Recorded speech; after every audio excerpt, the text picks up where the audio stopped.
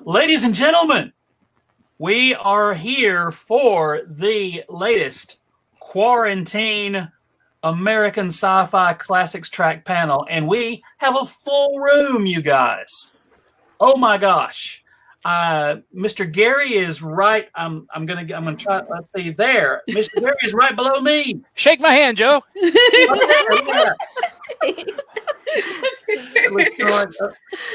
Suddenly it's the Brady Bunch. Yes. And I just did. I just went off that way, didn't I? Yeah. Okay. I was waving at someone. The stranger outside my window. I don't know. You were waving at a whole other Zoom panel. A whole other panel is happening. All right. Now, to my stage left is Leigh, and first timer on the quarantine panel, first time on the American Sci-Fi Classics track. Yes. Introduce yourself, please. My name is Leigh Tyberg. I am one half of the songwriting duo of the Salacious Crumbles. That is my favorite band name. So awesome. That one's Metricula's fault. Oh, good. Blame. Take the blame. Yeah. Oh, Yes. Us. And to Segue. Yes. 2 internets away from me, to 1 internet away from Leigh. Introduce yourself, please. Hey, I am Madison Metricula Roberts. I am another half, the other half of the Salacious Crumbles songwriting team, and also I am a solo act. I perform under the name Metricula or Madison Metricula, and you can find all of my stuff at metricula.com. I have free music on the internet, on the major streaming services, and I'm also a clown. I dress up as a clown frequently. I have a clown horn and like big white clown faces. I'm really into clowns. Awesome. I like that. What is it? You have the safe. Oh, the safe. My I have different kind of brands for my different sorts of acts. So like my all ages solo act is the Nerd Music Campfire, but my adult oriented BDSM swearing clown act is the Safe, Sane, Consensual Clown Posse. It's a whole thing. It's a whole thing. We'll talk about all the things. All right, let's see. 1, 2, 3 internets away from me. 1 internet below Metricula. Hello, Tegan. Hey, Joe. Hello. Hello. I am a frequent victim. I mean, person who appears on Sci-Fi Classics shenanigans. Today, I am somewhat representing the Washington Metropolitan Gamer Symphony Orchestra, so a different kind of nerd music. And I'm super excited to talk about all kinds of nerd music today, and just stuff in general. And let's see. All right. The 1, 2, 3. Okay, now diagonally from me, representing the center square, if there was a bottom 3, there's no bottom. There's nobody's on the bottom. I don't know. All right, ladies and gentlemen, Ryan Cadaver. Hey, what's up? Good to see you guys. It's good to see people. I'm the singer of the Casket Creatures. We're like a horror punk rock band. We sing about horror movies and aliens and cryptids and ghosts and cannibals and all the fun stuff. And and also co-director of the movie Joe Striker. So it's a full-length movie that we put out recently. So check that out. As I was telling them before we went on the air, we're going to post everybody's links to everything. Awesome. And to Ryan's right, I believe. Sure. Directly underneath or in my basement is Mr. Gary Mitchell, my co-host. What? I have no musical talent whatsoever. Aww. I think I do, and my wife and child immediately correct me. So it's all good. It's totally fine. I have so many other talents. Gary, Tegan, you know. Yeah, Gosh. Joe, we can't hog all of the nerd talent. We have to really distribute can't. it around. We gotta spread it out. We gotta give it. We're givers. We're not takers. We give. We let you guys. You guys have other talents. Indeed. Indeed. So we are here tonight to talk about Geeks Who Make Music. There are tons of you. We have 4 of you here tonight. And let's start with we'll go around the room. We'll go around the room. You guys, we'll start with Leigh since she's in the closest internet to me. Tell me how you got started making music. So I've been into music since I was a little kid. I played trumpet. I, sang in choruses in school, and, but the other thing I did was write fan fiction, and have been writing fan fiction since I was about 12 years old.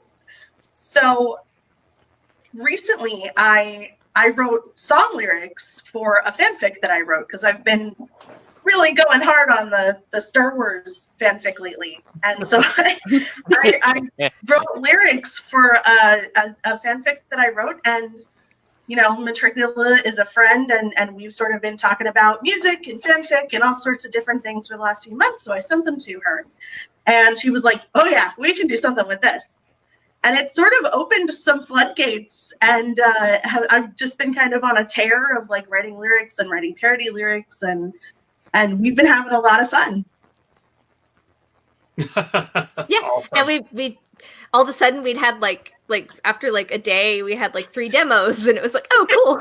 Just because that happened really fast. You're a beast. Well, you write so much and so well. I don't mean to like steal your thing, but it's like it was just all of a sudden it was like all these lyrics, and I'm like, this is great. So Metricula, how did you and from an early age, like what got you interested in this realm of geekiness? Well, I especially I'd always played I learned to play guitar because I like to sing like Celtic trad music, and that was a way to accompany myself. But I found out what filk was via Mark Gunn.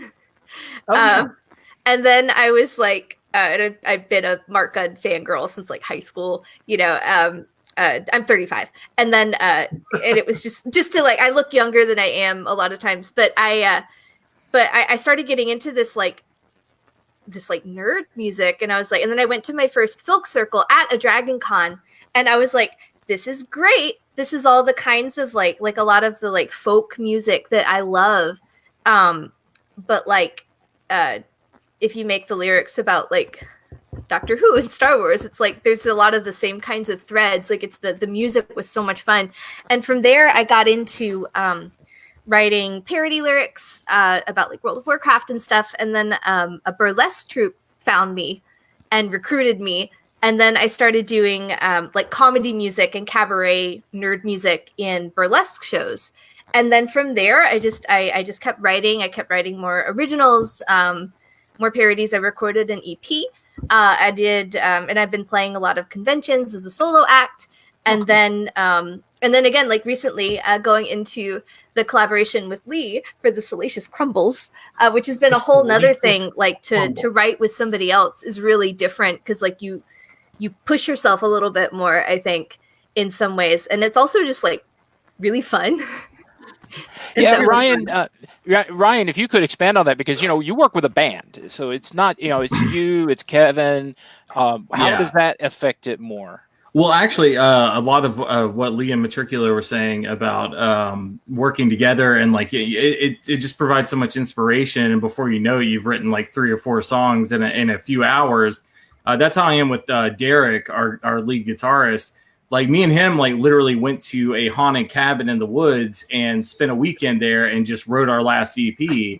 And to the point where we were coming up with so much crazy stuff that and talking about all these all these stories about the Bell Witch and all these horrific stories. We were talking about them so much we started creeping ourselves out and being terrified as we were writing this EP. So some of the horror of the EP is real. because we were actually like at one point, like we, some alcohol was involved. I'm not gonna lie, but we were like, we saw some shadows and some stuff outside, but all of this kind of fell into the lyric writing and the song structure, and it's just it's very fun to work with another person that's like-minded, and it's like I've written with certain people that I just didn't click with. And there's my buddy Derek, who's my best friend in the world, who's the guitarist of the Cast Creatures, and we just write stuff nonstop. Like if we never wrote another song at all, we would still have enough material for another like 5 albums, like easily. And the Cast Creatures, we've put out like 6 releases, and we could easily do another 5 albums without writing another song, because we just when we get together, we just write. It's just natural, and we have side projects, and we have I know all you guys probably have so many side projects that you're like will probably never actually happen, but you're like, oh, I got this great idea for a band name and a song title and this and this, and we'll dress like this. And it's like, some of them happen, some of them don't, but it's like, it's great to work off of another person. Cause sometimes when you're, it's just you just are like, yeah, that's cool. And then you look back on it, you're like, that wasn't that cool. I wish I had somebody tell me that wasn't that cool, Mm-hmm. Tegan, tell us about the Symphony Orchestra. How did you involve there? So back in, gosh, I don't know how many years ago, but the University of Maryland, I'm from Maryland, they decided to start a Gamer Symphony Orchestra, the University of Maryland. And a bunch of my friends were involved. I considered joining because I was a student at the time, but I was also a commuting student, and I didn't feel like driving like another hour or so back to school just to go. So I was really bummed I never got a chance to do it. But then, a number of them graduated and they became like adults. And they were like, we want to continue doing the thing. How do we do the thing? Next thing you know, they are creating the Washington Metropolitan Gamer Symphony Orchestra. And they held auditions, and I auditioned initially on trumpet. Fun fact, if you haven't consistently played an instrument in like a decade, you're really not that great at it. So they're like, thank you for trying out. Have you considered the chorus? And I was like, that's fair. That scans. So that's how I became one of the OG altos back in 2013. Wow. And there are 2 of us still left from the original alto lineup. And we released an album a couple of years ago, which was a whole... Like you join an orchestra because you love video game music and you want to perform it. You're just kind of immersed in that kind of gamer culture. And then you're like, you're letting us make an album? Like people are giving us money on Indiegogo and we're doing the thing? Oh my God. And then we did the thing. Oh, yeah. Yeah. So that's how I ended up there. I have been trying to get into arranging because most of our arrangements, we used to piggyback off of the arrangements from the University of Maryland's group. But then we were like, but we can do that. So most of our arrangements now come from in-house, from members of the orchestra who arrange the music for us, because you can't just go to a store and pick up game music. You have to like listen to the music a bazillion times and like, oh, that's what that sound comes from. So I've been working on my current dream arrangement is to do an arrangement of sea shanties, but like One Day More from Les Mis, but with sea shanties. That sounds awesome. That would be wild. Yeah, it's entitled One Shanty More, and it's gonna. I'm super excited about getting it someday, but it's like with my day job, I've been doing a lot of work lately, so like trying to actually get the creative juices flowing has been a little bit sluggish. So you're going to get Matt Ryan to sing on that, right? I know when this whole thing started, it took me a couple weeks to like start getting my creative gears back in place. Like it was weird because like we play shows like almost 2 or 3 shows a week sometimes, and like we're playing all the time. And if I'm not playing, we're shooting or something. So it's like when all that went away and like all these big shows we had scheduled for the year just went away, it just like my motivation just dropped. And I'm like, took me a little bit, but like it's hard to get it kicking back up. But I'm glad now I'm finally able to start getting creative again and start thinking about music and art and everything else. But it took me a minute. I don't know about you guys. I've been doing nothing but stress writing. There you go. There you go. I was in the exact same boat, and I'm kind of still clawing my way out of it. It's been, these few weeks, and I know I've shared a zillion things with Gary. I've got like 20 ideas for things, and I've like all of you, I've got, day job stuff and then stuck at the house stuff. And so having to juggle it all and just taking time, like right now, just to do fun stuff and just do creative stuff, it's hard to work it in. Yeah, it's like you have to I felt like I was always too busy, but now that I'm not busy all the time, I feel like I don't know what to do. So it's very strange. But we're all working through it together. Yeah, I mean, I was really just under all of this, and then Joe said, "Hey, we should start doing these." And now that we've done him, I want to choke him to death because now I got 16 things I want to get going, and I don't have enough time. That's awesome. Exactly. It's funny how your time, like, so for me, for my like work situation, I don't work. I had some health issues, so I stopped working full time. So I'm currently a musician and entertainer, and I work part time at my local yarn shop. But then, and I'm lucky that I'm able to split my time that way. And my husband still works full time.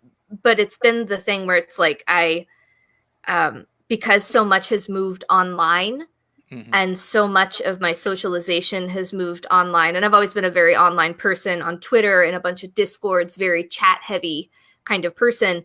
And I've always been, for years, I've been doing Twitch, live streaming music on Twitch, twitch.tv/Metricula, and doing shows and knitting and other creative things. And then so then when everything has moved online, it's like I was already set up to do like this past weekend, I think I did 4 online shows for different groups. Oh, wow. Yeah. And and then I'm producing this album because I'm lucky enough that I have the kinds of studio equipment I need for the way I produce here at home. And then I'm still working part-time in the yarn shop because we still do online and shipping and stuff. I mean, only one of us at a time, and it's a tiny shop. There's only 2 employees, but it's like, it's weird that like my day-to-day life hasn't changed that much, but the world has changed so much.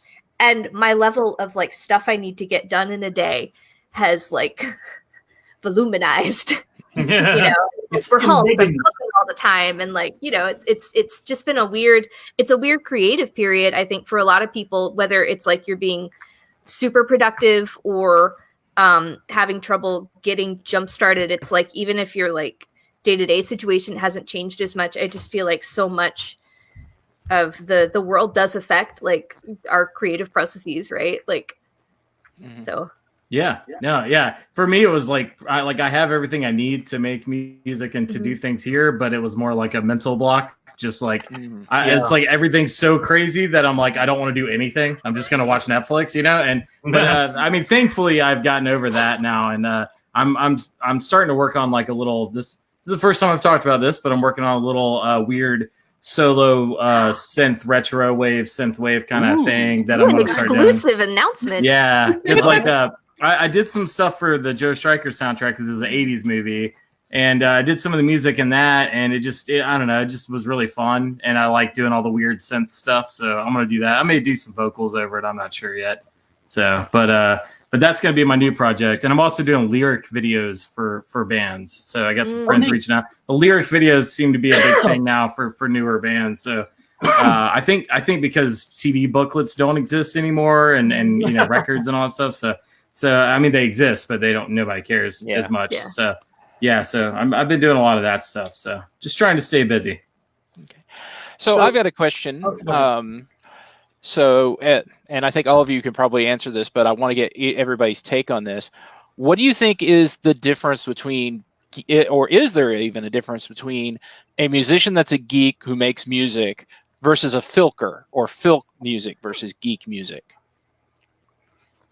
I want to say, so this morning I ended up having one of those weird shower epiphanies where you think about random stuff, and the thing that popped into my head was weirdly about Iron Maiden's song "To Tame a Land," and thinking about whether or not they actually understood that one of the underlying themes of Dune was really about the inherent terribleness of following a cult of personality centered around a charismatic leader. So like Iron Maiden writes a lot of songs about nerd stuff, like The Prisoner, Dune, stuff like that. But they're a band that just happens to have nerds in it, but their basis, like their entire raison d'etre, isn't to kind of celebrate necessarily that as much as make music that they enjoy to make, which may or may not have nerdy content. And I feel like Filkers, by nature, are just celebrating their nerdy interests and the nerdy interests of others. And that's kind of their reason for being. There is some overlap between the two, but as not a member of that community, I will let other people expound on that. But that was just my thing. Yeah, I agree. I'll chime in as a Filker. Like I said, I've helped run Filk tracks at multiple conventions, including Dragon Con.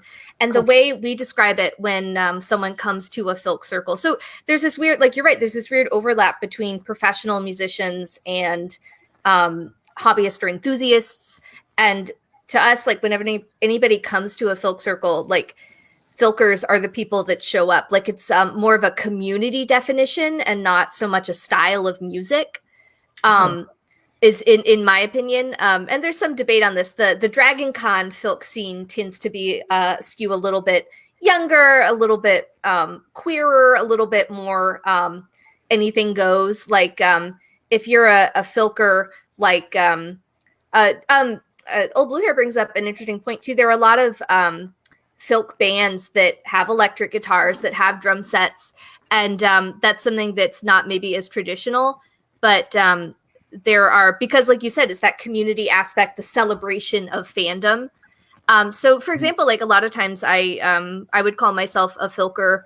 I don't always, depending on the venue that I'm in. Like sometimes I just use the term nerd music, depending on what I think, because I also do stuff to sell. I also perform live at not just conventions, and that's been something. So to me, I agree with Tegan. Like it's a very kind of community-based term, and there's a huge umbrella, and there's also a lot of debate among Filkers. So like you also know a Filker if they argue about like what Filk is. So like there are some people that don't. They're like why are there amps in Filk? And it's like, so I mean there's all of that too. So like any in-group community, but I think that's a great, so that's kind of what it is to me, like nerd music versus Filk. It just kind of depends on the venue, even though the material and the people may be the same.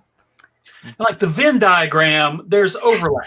Yeah, it's a lot of it. Yeah, like you could have a founding member of Nightwish do an entire concept album about the life and times of Scrooge McDuck. I would listen to the what? Yes, we're like that yes. a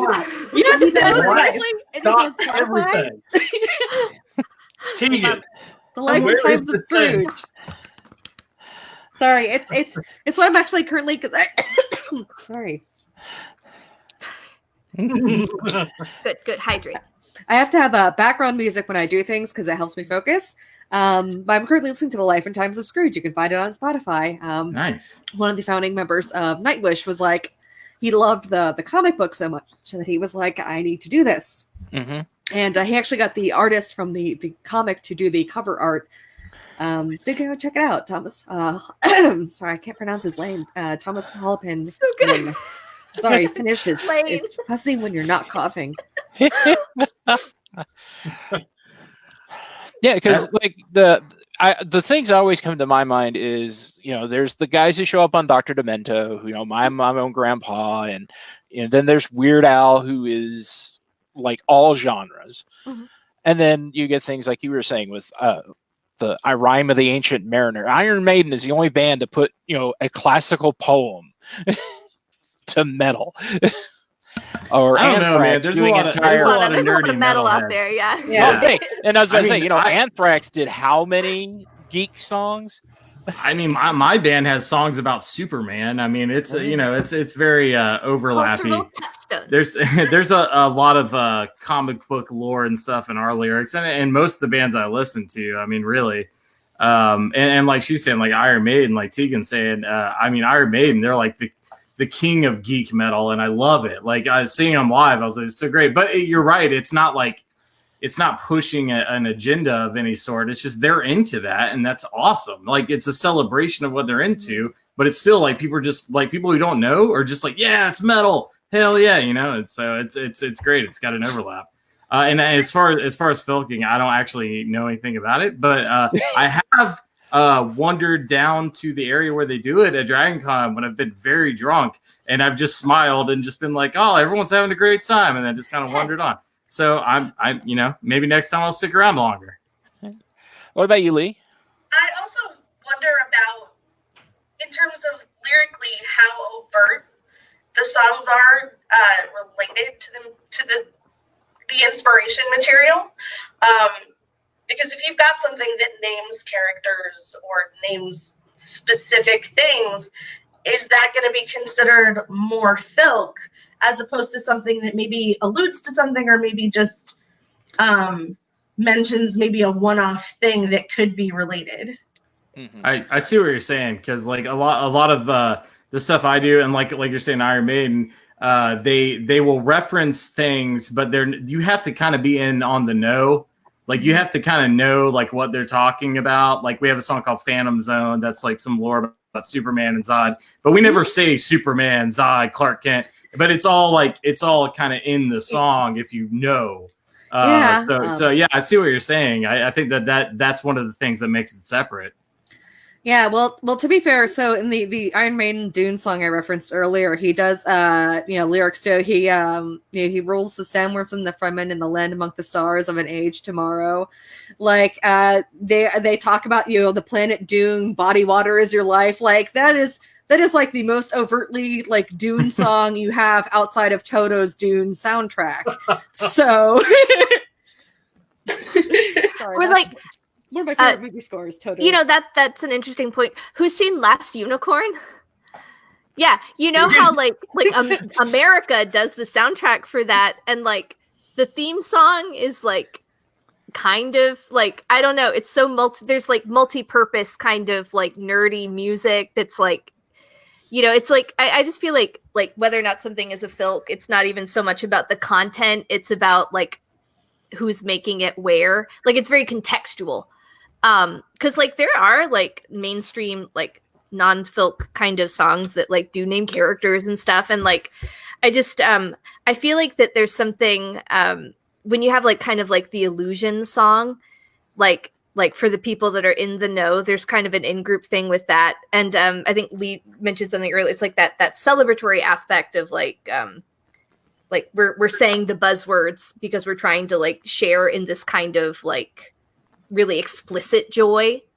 I think that there's something to that too, and I think that has to do with the context too, because like as a like at burlesque shows where I perform, like there are certain songs that I write to write because I want to write them, or I have something I want to say, and then there are some songs that I write to entertain, to like they're meant to be performance kind of pieces. So like those are the ones where you like I'm like, yes, let's get into buzzwords. Let's get people cheering. Let's give people like, so they know where to cheer, and this thing. And it's like, oh, I get this, like, kind of like I get this reference humor.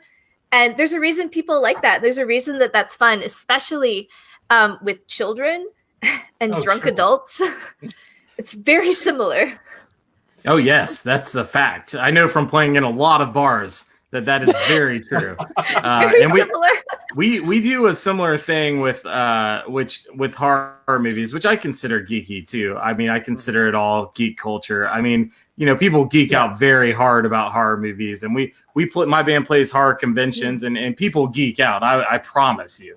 But yeah, it's a similar thing, like where we have like we have a Freddy Krueger song and we have a Pennywise song. And and like with like the Freddy Krueger one, we specifically get into the the 1, 2, Freddy's coming for you, 3, 4, better lock the door. Nice. Like we get into that because everyone in the crowd's going to know that and get very excited about it, and then everyone's excited. We're excited, they're excited. So it's just so I get what you're saying. It's like sometimes you want to like bring everybody in on it and be like, let's all party. That's awesome. at the very least, I think what we are going to accomplish from this panel is that each of Tegan, Ryan, and Metricula, and Leigh, you're all going to get new customers just from the 6 of us. I have to buy so many things. I'm looking forward to their concept album. So we had lucked out. The WMGSO lucked out, and we got to perform at MagFest, which is like. Oh, that's awesome. Yeah, we performed a couple years ago at MagFest. And for those of us who don't know what that is. Music and Gaming Festival. They have a number of different MagFests because they've expanded like conventions tend to. So there's like MagFest, like Mega MagFest Prime or whatever that happens like in January. And we lucked out. We got a chance to perform. Tragically, I had lost my voice, which is terrible when you're in the chorus. However, They let me on stage anyways. So if you can find our video of our performance on YouTube. I did not know a camera was pointed at me a good chunk of the time. So you will see me gleefully lip syncing my way through this concert. But one of the things I will remember is knowing that we made the audience cry with one of our pieces. Because when you're able to engage emotionally with these wonderfully nerdy pieces of music, you're just like, yeah, that's one of the best highs, you know? And I bet that's true too. I mean, it's not just talking about like music. I mean, just other kinds of like creative art, performance art, writing. I think there's so much overlap between these kinds of multimedia things. And I think as stuff moves online more and more, like I think some of those kinds of visual aspects are just going to be more and more important to the music. It's like we're going to get back to the era of music videos. Yes. You know, like I just invented it. It's great. No, I'm like you said, the lyric videos are a great example. Like, my band, we produce all our own music videos, and we do the lyric videos, but we also put out a ton of music videos just to like tell a story, and like it's like getting our vision out there in an interesting way, and it makes a huge difference because people connect with it so much better.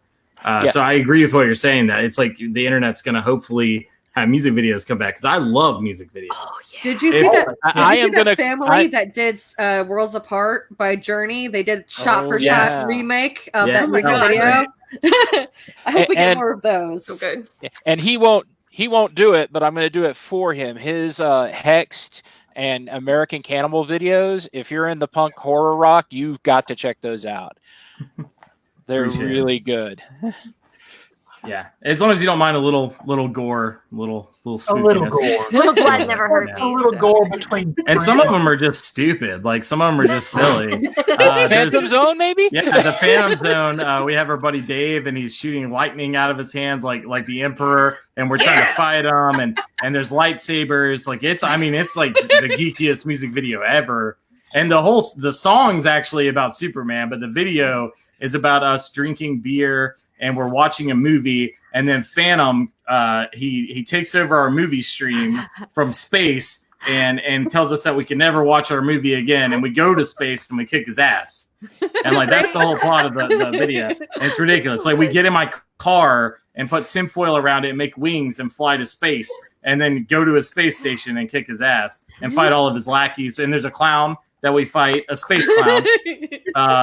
So I highly suggest checking that one out if you're interested in any of our stuff, because it's like ultimate geeky, silly, fun punk rock. God, I love that kind of lo-fi visual aesthetic too. Yeah. It's like we're making it happen like with the stuff that we have. Yeah, we have nothing except for what's around. Yeah. Yeah. And like actually one of my music videos for one of my solo songs, Meow Near, about how like when your cat sits on you, you can't move because you're not worthy to move them. It's like you're pinned by That's awesome. I like that. But the music, I just asked my friends, I was like, hey, send me pictures of your cats. And I'm gonna make like a slideshow thing for this music video about cats.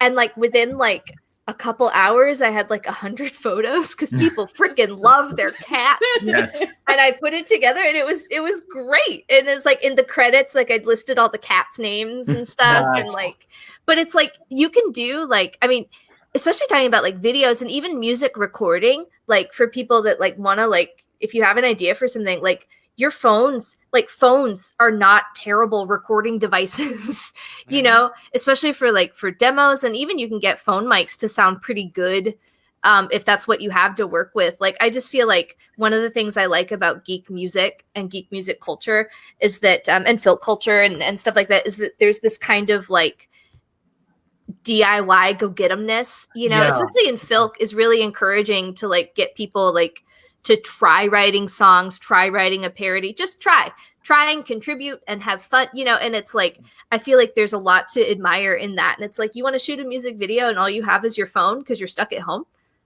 Sure. Yeah. Sounds great. That's awesome. It's like the main thing stopping people from doing that stuff is the fear of looking dumb. And then when you get rid of that and you're like, I don't care, I just want to have fun. It's awesome. It's a good feeling. And reaching that point and seeing other people reach that point is awesome. Because it's just, then you get pure creativity. It doesn't matter how much money you have. It's just do it. Yeah, and writing nerd music is really nerdy, you know, like you may as well like go all in. Yeah. It's like, and I found with writing lyrics, like once I started, my brain just sort of stayed in that gear. And so now I hear songs and I'll just start writing parody just like out of the blue. And I'm like, I have to pause what I'm watching. I have to open up a new document. And it's been a little ridiculous in how this has kind of opened up for me. That's awesome. And it's so cool too, because it's like I'm a big fan of like just write everything down, even if it's real dumb, because you never know when some part of something is going to be usable somewhere else, or maybe now's not the right time, but now you've got the idea squirreled away in our little lizard brains, and like, or sometimes it'll just be like, it's also just like, I don't know, like to write to be happy, you know? Yeah. Yeah, I mean, Peter David talked about that in writing fiction. Is like, there's people will ask him like, well, what about this? And he's like, well, I had an idea for that, but I didn't get to use it. And I'm not telling you what it is because I'm going to use it later. Yeah. So outside of what do in the realm of stuff that you guys each make, what are one or two of your influences, or what are one or two of your favorite things that made you say, I want to be creative like that? Leigh, I'm sorry, I put you on the spot completely. I'm under the bus. I mean, I've always been a huge fan of music in general. I really do kind of listen to a little bit of everything, and there's always been a little bit of a sort of underlying drive of like, you know, Ben Folds is like my favorite artist ever, and I've seen him like 8 times in concert now, and like every time I see him, I always sort of have that little inkling of just like, man, I kind of want to do what he does, you know.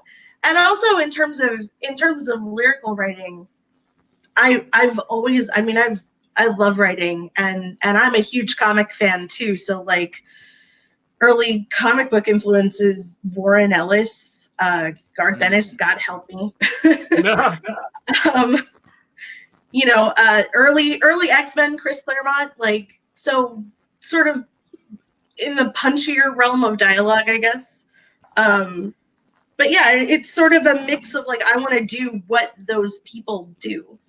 Yeah. So Metricula.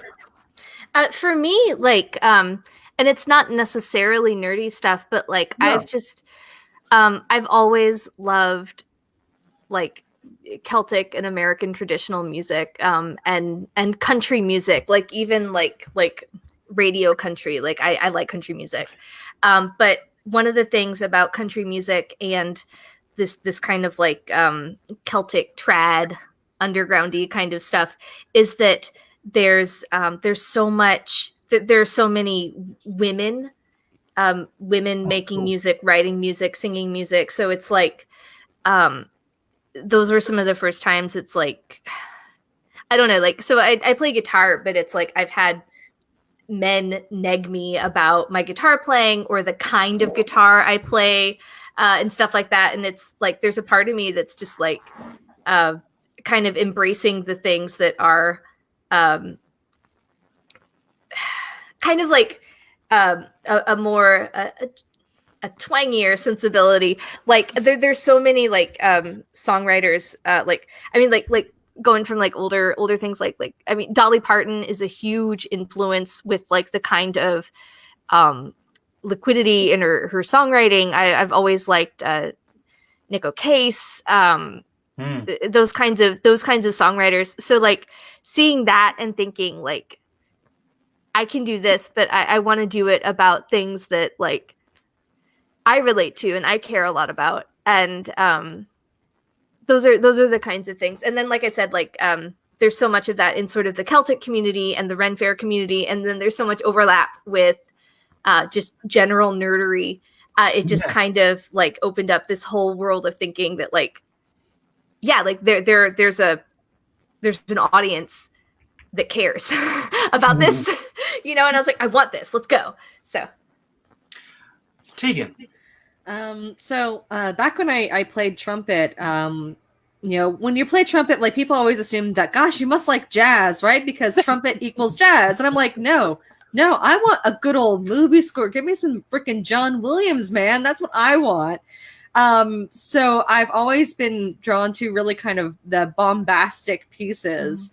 And then when you get into like video game music, which is my current oeuvre, you know, you get like Uematsu's stuff. You get all the fantastic Final Fantasy movie music, and video game music. And I love that we do those pieces, but because of being in the orchestra and coming from a PC gamer background, and a lot of the orchestra is younger than me, which is weird because I too am 35.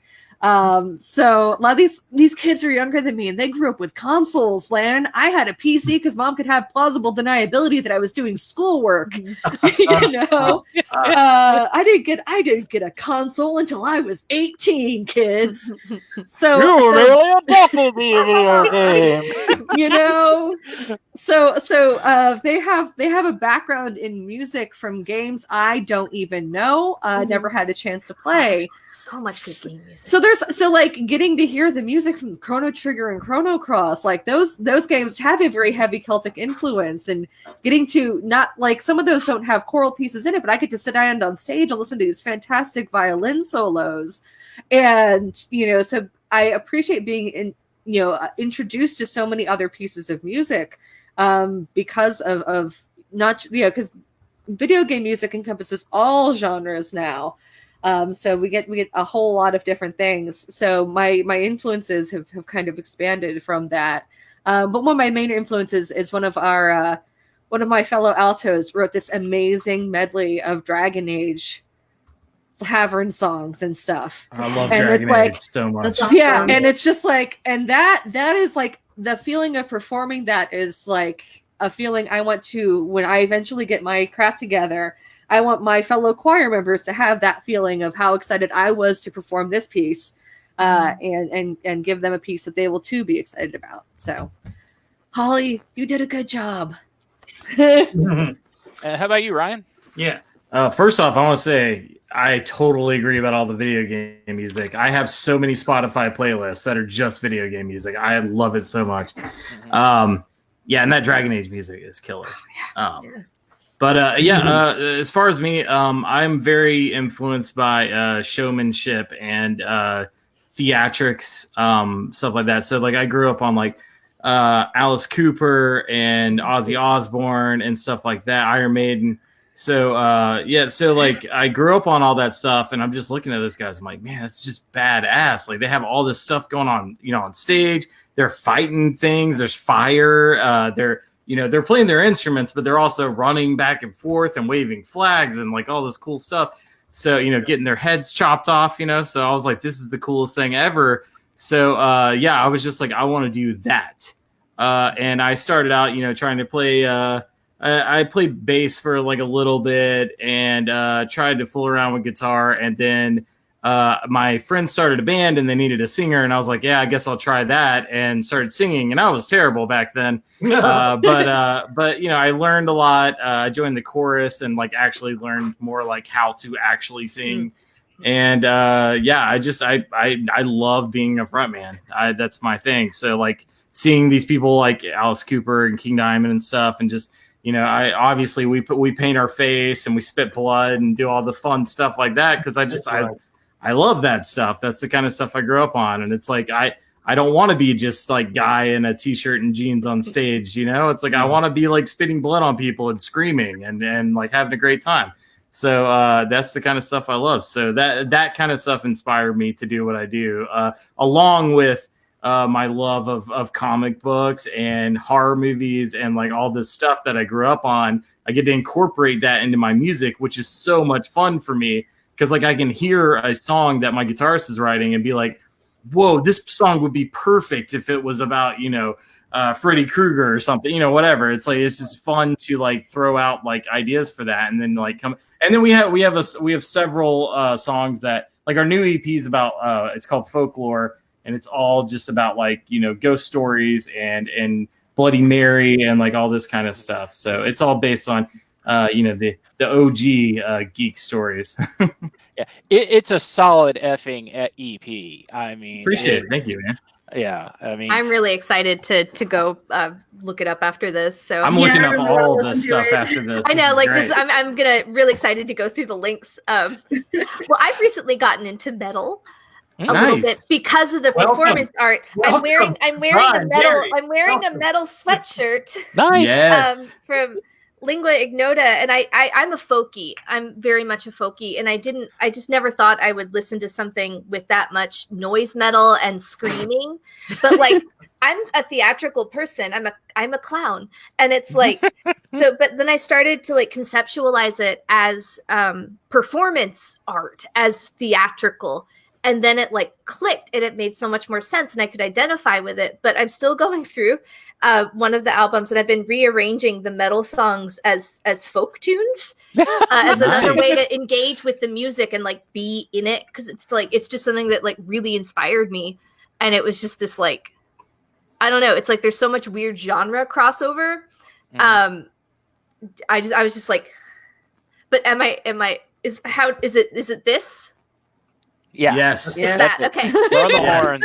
Yeah, I'm metal now. I was doing this, but that's like college. This is wrestling. Yeah, that's wrestling. That's and too that's sweet. Metal. That's metal. Okay. Okay. Yeah, and it's funny you can say that because my gateway drug when I was growing up, my parents didn't listen to anything but both kinds of music, country and Western. And then going to the middle school, kids were bringing, okay, this was like 83. So, I'm the old man in the group, me and Joe, that guy up there, riding the bus. Yeah, Joe, I threw you under the bus, riding the bus to school. And some kid brought a boombox and AC/DC. And I started getting into rock, and I was like, okay, good. And I have to admit, I was a weird, sheltered kid. So Ozzy Osbourne kind of scared me a little, so I stayed away from him. Oh, yeah. And then I had scary. a friend. Yeah. And I had a friend who was like, no, you should get into metal. And I'm like, really? And he's like, yeah, there's this band Metallica. They have this song, Call of Cthulhu. And I was like, wait, okay, I'm a Lovecraft fan. You've got me. And so the geek side of metal was my gateway drug into becoming a high school metalhead. Yeah, nice. I got into metal because we had an exchange student from Sweden when I was in middle school who got my brother and I into playing White Wolf tabletop role-playing games and Iron Maiden. So those were the two gifts we got from him. So yeah, no, getting into metal was definitely one of the things that got me through school, and especially like Iron Maiden was my band. Like that's how I passed the bus, bus rides. Mm-hmm. I'd sit there, pop in my Discman. I have one. Yeah. Metallica started a long road of Metallica, then Anthrax, especially Anthrax when they had songs about Stephen King books. Judge Dredd. Yeah. I mean, it was just like, oh, these are my people. I don't know why I thought Jethro Tull was metal. I used to think he won because of the Grammys. Kiss was metal. Like I didn't know what metal was when I was like, a teenager. So it's like I thought like, oh, Kiss, that's really metal. I mean, I think so. I'm not really like so much of a genre like the kind of gatekeeping thing where it's like because like my band doesn't really like fall under one category. Like we have rock songs, we have metal songs, we have punk songs, we have slow songs, we have a 50s sounding doo-woppy song. Like it's like I don't really like to be like we are this.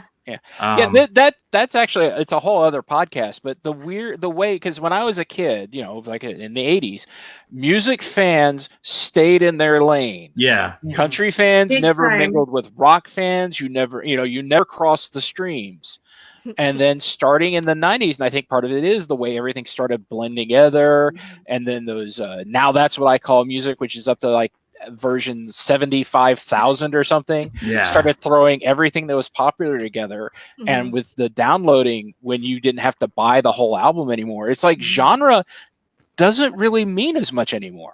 Oh yeah, Spotify has me listening to all sorts of stuff, like country and like electronic music and metal, like anything. Just But I think there's also a little less shame now too. Yeah. In terms of like what you like, because you can like anything. Like I said, I listen to I listen to country, I listen to hip hop, I listen to rock, I listen to classic rock, I listen to folk, I listen to classical, I listen to jazz. Like I think that there's just so much people care less about those kinds of things, and especially in adulthood, people care much less. Yeah, because like, what are they gonna do? Be like, you shouldn't listen to that. Be like, I will. Well, I still will. You can't do anything about it. I'm an adult, kinda ish. There was this fantastic album that came out in like 2007 called the early mid aughts.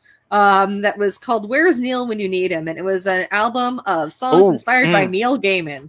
And like it has everything from like Tori Amos to Chandmal to Rasputina. Like it got me into Chandmal, which is a fantastic German folk rock band. If you guys aren't aware, they are amazing. Definitely go check them out. But I was glad that album existed, A, because it was nerdy AF and I'm a huge Neil Gaiman fan, and B, I was really happy to be introduced to all kinds of different music because there's all kinds of different stuff on that album. I love albums like that. They did a number of years ago, I think they did one that was a Muppet themed album where it was music. The Green Album. From the Muppet Green Show. Album. Yes. Yeah, that one. That one's great. And it's great. And there's like years ago, I think in the UK they did like a Radio 1 tribute, and they got all these different artists to do all these different classic rock and classic pop songs. And it's just really cool that like you don't have to care anymore and everything can just sound good. Yeah, and there's one from around 94, 95 called Saturday Mornings, where I love that album. I still have that album. Same here. But guy got a bunch of the alternative for the big alternative bands at the time to do covers of the Saturday morning cartoon theme songs. It's wonderful. Sublime does Hong Kong Phooey. Butthole Surfers did Underdog. It's so good. It's Postmodern amazing. Jukebox did something similar, Saturday Morning Slow Jams, a few years back. Nice. With some that got the Powerpuff Girls theme song on it, DuckTales, like. I think that's Saturday Morning's album. I think they got the Ramones to do Spider-Man. The Ramones did that one on their own, actually. And they did this different album. Okay. Yeah. But but that one is on there. I mean, it's an amazing album to see all these alt punk bands doing the Saturday morning stuff. Yeah, that's awesome. Yep. So there's also a suggestion I have. It's a group of like power metal vocalists from all sorts of bands. Tegan, you probably know Northern Kings. Have you heard them? Yes. Yeah, they are awesome. Yes. And they do all these like crazy songs. Like it's like a metal version of "Kiss by a Rose" by Seal. Yeah. It's really good. Yeah, like all of their songs are good. Like I will frequently just listen to those albums. They're epic, man. Yes. Talking about genre, that was Joe's got one thing. That was one thing Leigh and I noticed. So we hadn't worked together before, recently, and then we were like we were kind of collaborating on these different lyrics, and then like so the songs have all turned out like really different ways. Like one of them's kind of like a country, like Leigh described it as like the man we call Jane for Obi-Wan Kenobi, Right. and like I'm in. It's and then the hero of canon, except it's for Obi-Wan Kenobi. and then one's like this like soft finger picky lullaby harmony thing, and then like one of them turned into this like driving. I'd never played electric guitar on a recording before, but I was like, this is it now. Yeah, you know, and it was like I was like, I don't know, it was just this like whole different experience like on the Carbonite song, which I don't know if she gave me these lyrics and she said she wrote them to like the meters to a different tune, but then she gave me the lyrics and I didn't know that. So, and then I wrote music to it, but later when she So Metricula wrote is essentially what can be described as like a heart song that's like kind of like a little like cherry bomb-ish. And I wrote the song to the lyrics of Six String Orchestra by Harry Chapin. So like, you never know what's gonna happen when you work with somebody. So talking about like what is genre, I don't know, but it's like Ryan, like you were saying with your band, it's like you have so many different kinds of styles of music and it's still all you. Yeah. And yeah, I think it's like, it's exactly, it's still your voice, and it's like why limit yourself? Mm-hmm. So we're coming up on an hour. So what I would like to ask everybody to go around, and if you had to save like one geek album from the fire, what would you pick? And I'll start with Ryan. Looks most nervous, so I'll start with him. I don't know, geek album. It's just so hard to like determine. Man, yeah, I come back to me. Give me a second. I can go if people. Yes. Please, I would say please. Leslie Hudson has this album called The Redheaded League, and it's a collection of songs about different redheads from pop culture and comic books. So like there's a song about Jean Grey, there's a song about Scarlet from G.I. Joe, there's a song about Tila from Masters of the Universe. There's a song about of April O'Neil, and that record just is so cohesive and interesting, and it has so many different styles of music because the music is like really laying into like the storytelling of like who the character is. It's sort of like the equivalent of like when you have like an anime fighting style, it like describes the character, their emotional state. Like the music is really in support of it, in support of like the storytelling and the character. And it's so good. And that's what I would 100% like save that. I'll pull a link. It's so good. But that would be my save from the fire. I actually do have one now. Okay. So there is a Iced Earth album called Horror Show that is like all about like Universal monsters and stuff, and each one is like a different Universal monster that's based off of. And like you're saying, like concept albums are just really cool to me. Like if they're really cohesive and they all like tell like, you know, kind of a combined story, it's really great. So yeah, that would probably be mine. I'll probably think of something better like after this and be like, damn it. But you know, for now that'll do. Well, that's the point. There's a fire. You got to think fast. I know. Yeah. You just got to pick something you kind of like and you're like, sure. I'm glad there's not a fire right now because I was looking for that Saturday Morning's Greatest Hits album and I thought I had it. And now I can't find it. So my whole house is burned down. Yeah. That's the last thing any of us need right now. Yeah. How about you, Leigh? Do you need a house fire? No, thank you. I live in a very old building. Please don't do that. But I think mine is kind of a tie. That you reminded me of that Saturday Morning Cartoon album, and it's just so good, and I love it so much. And at the same time, like weirdly enough, the Endgame like original orchestra soundtrack, the Avengers Endgame soundtrack, is so beautiful and weirdly emotional, and I really love it. That I feel like that might also be a winner. Okay. How about you, Tegan? like part of me wants to say that the album my orchestra put out would be the one that I would save from a fire, but it's already in my car and has been living there since I got it, so I'm not worried about it. It's still there. So my heart's just gonna go with Life and Times of Scrooge because I have been listening to that like since I rediscovered it a couple weeks ago. Like when I'm not working, that's the music I listen to like nonstop, and I haven't gotten tired of it yet. So I feel like this will be it's like my go-to after I listen to my morning mellow documentary soundtrack. I listen to Life and Times of Scrooge.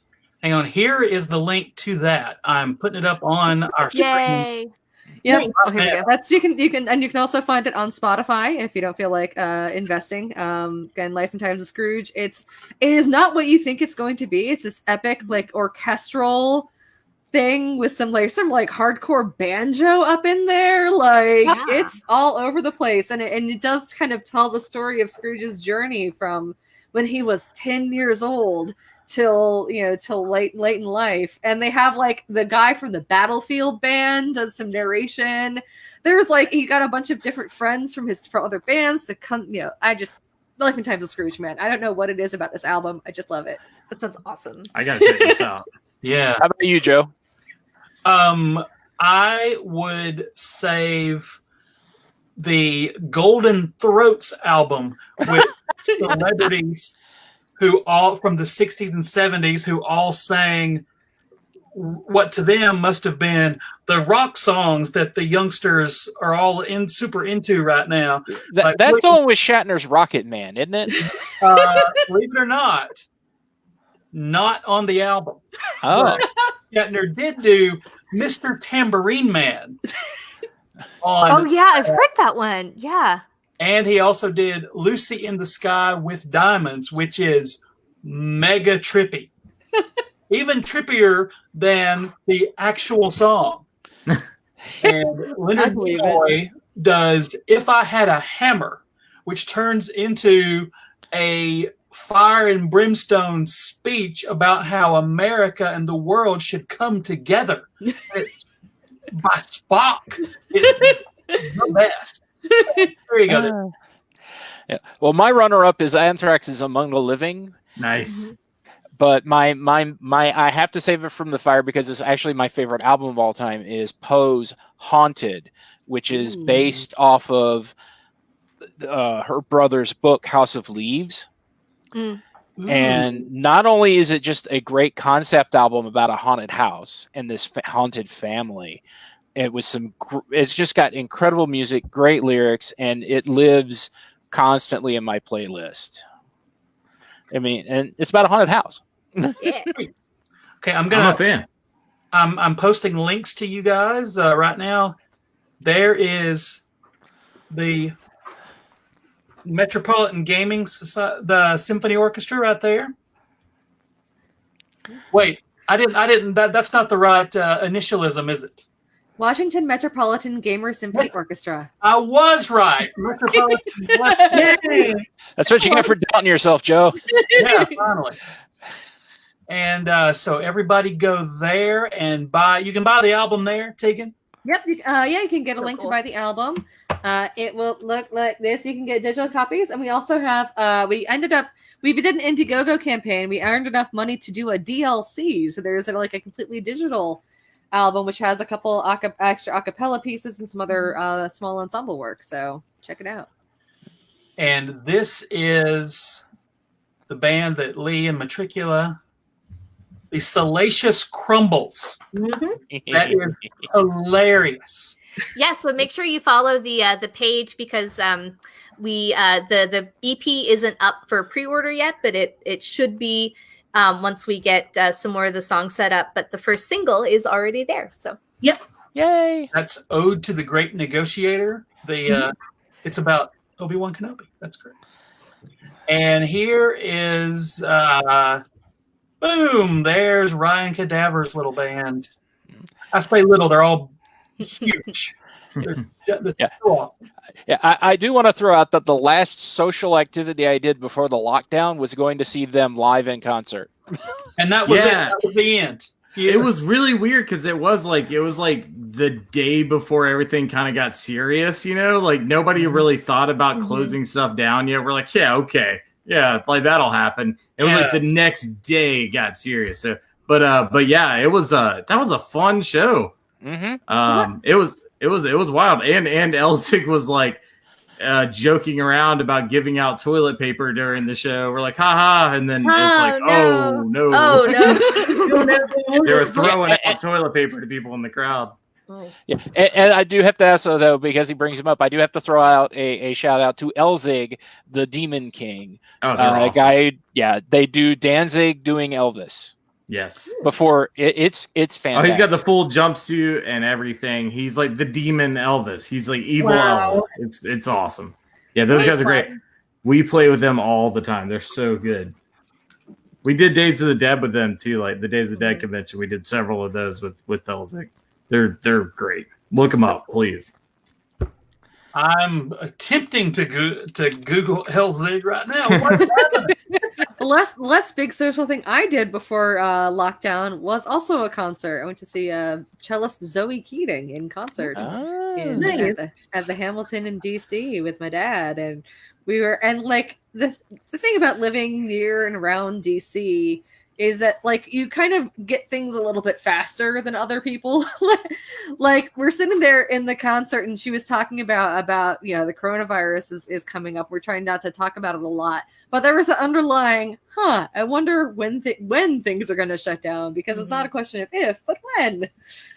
And sure enough, not too long after, everything was going poof. Oh yeah. The last thing I did before the big lockdown happened was I was a ring announcer at a pro wrestling show, and it's the best. I know I can't talk about it enough, but and we were planning out the next few weeks of shows, and we were going to do a big thing, and now we're not doing anything. I'm getting the wrestlers together to do a thing like this and just have them yell at each other. Nice. So like a Brady Bunch style, like exactly. Just like pointing at the screen. I'm coming for you when it's safe. When they're going to try to point for my life, I'm coming for you.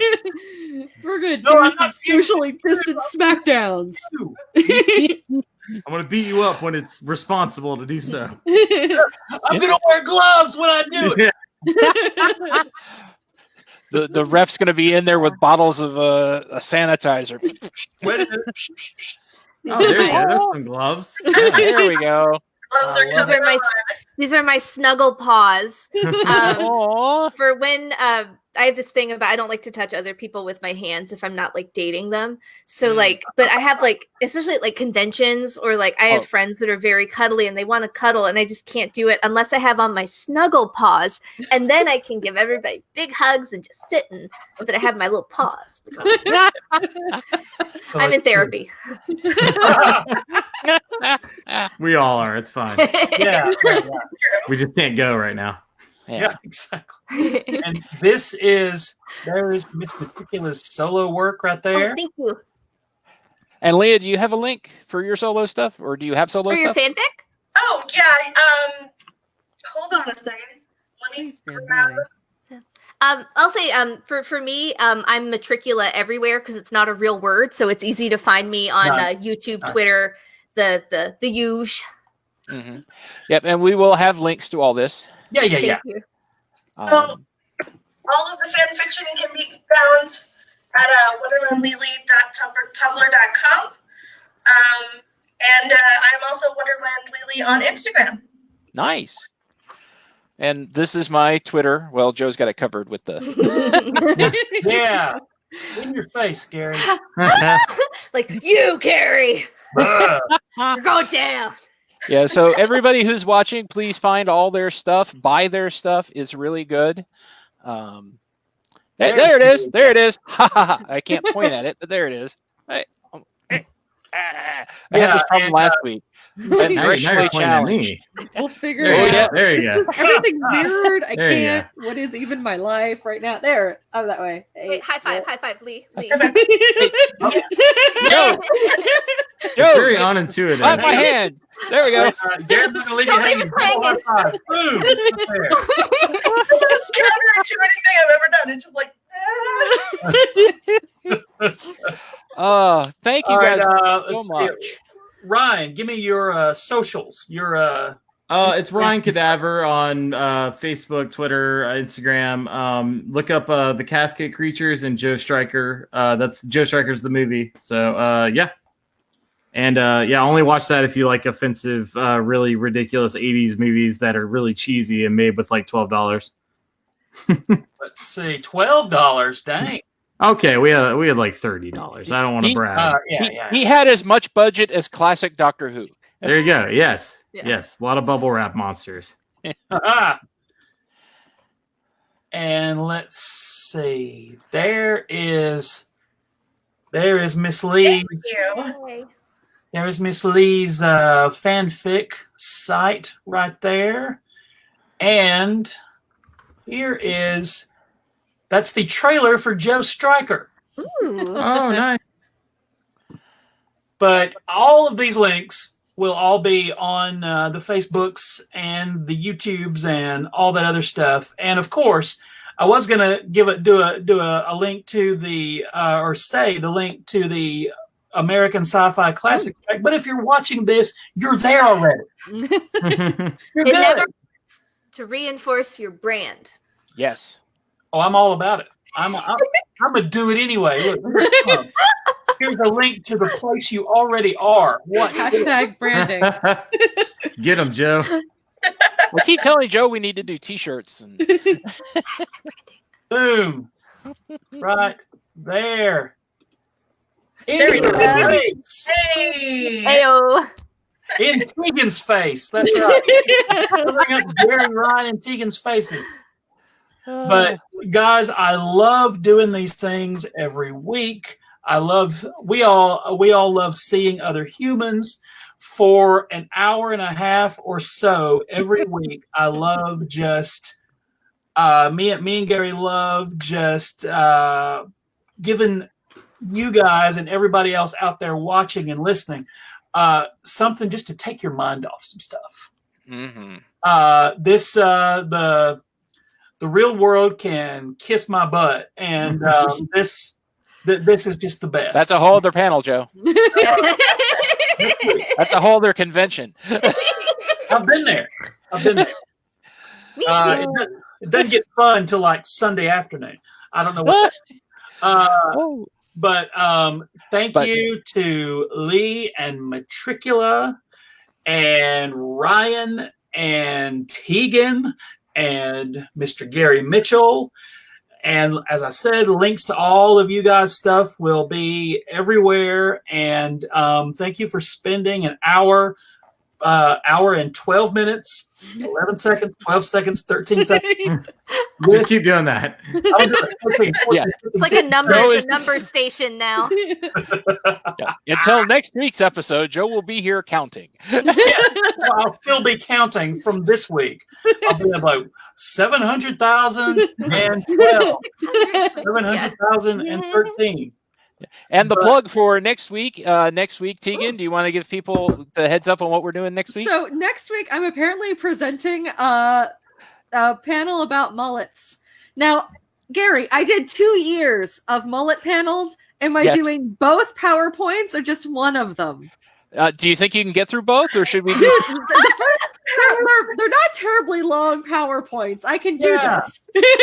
Let's plan for one, but have We'll plan two for on one. standby. I got the other one on standby. Yeah. Great mullets of classic science. Hey, Well, it started with permissible Madison's mullets and then just blossomed.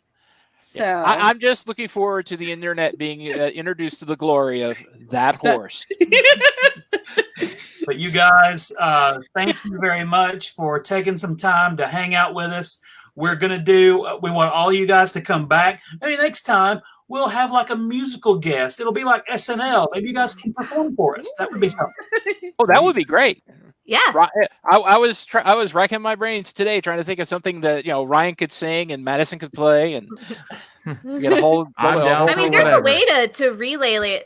One of the things we do with like Twitch sometimes is like you can set one person up to be like a lead and the other person just sings along with them, and then you pipe the sound through because like there's latency, so we can't do it live with each other. Right. But like there are solutions to group shows. Nice. Yeah, I mean, I've we'll seen figure some it out. people doing it, so it has to be possible. Oh yeah. The classic track online concert. Well, thank you guys for having us. Oh And yeah. if it's just me and Gary lip syncing to Go West, King of Wishful Thinking, then we'll do that too. Yeah, gummit. That's coming. That's Yeah. coming. I'll get over you. I know I will. I just want to sing "Toss a Coin to Your Witcher" over and over again for like an hour. 'Cause that's like my jam. I just listen to that constantly. That's man. Classic. I was so looking forward to the Georgia Ren Fair because I knew someone was going to be singing it, and I've got these plastic gold coins. It probably would that I have was been gonna me toss it. with my white wig on. There you go. Yeah. Well, the Ren Fairs will be back. The Witcher's still on. There's like 60 books, I think. So they've got plenty of Witcher stuff to do. Yes. And Superman plays the Witcher, and he is a handsome devil. So And come on. he's also into Warhammer 40K and baking. He's a gamer. Sweet. That is the coolest. And I just saw that GIF where he shows up at Will Smith's table and he's wearing the V for Vendetta mask. Have y'all seen that? Where Yeah. like he goes to ask for an Yeah. autograph and he doesn't know and he lifts it up. It made me so happy. I was like, oh, this is so great. I love him. He's so wholesome. Nerds Yeah, making yeah. it. Yes. Nerds making it. Nice. Thank you guys very, very much. We will see you all very, very soon. Bye. Bye. Bye. Oh, wait, metal. Wait. Metal. No. Right. Yeah. Oh, there it is. There it is. Try to get both my hands in the. There it is. Woo! And then you gotta do the handshake and then you do the two. Oh yeah. So good. Good to see y'all. Take it Good to easy. see I'm you. out. Guys, you. thank Thank you you. so much. Thank you. Thank you, Fu. Thank you for coming. We will see you next week when Gary will say, That horse.